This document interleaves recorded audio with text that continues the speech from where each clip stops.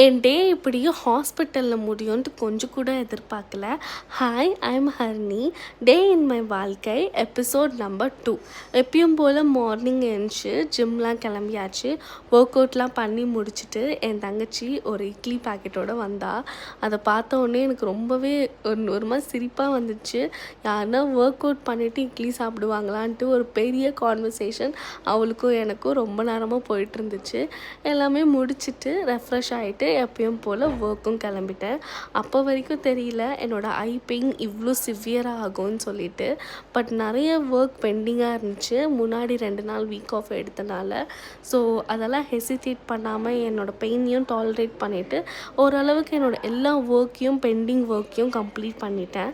அன்றைக்கி கொடுக்க வேண்டிய ஒர்க்கை அன்றைக்கே முடிச்சிடுவேன்.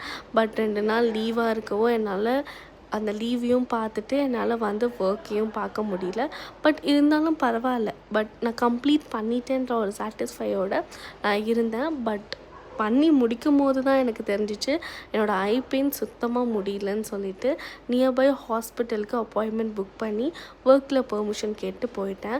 போய் பார்த்தா தான் தெரியுது என் கண்ணில் பவர் ஸ்டார்ட் ஆகிருக்கு.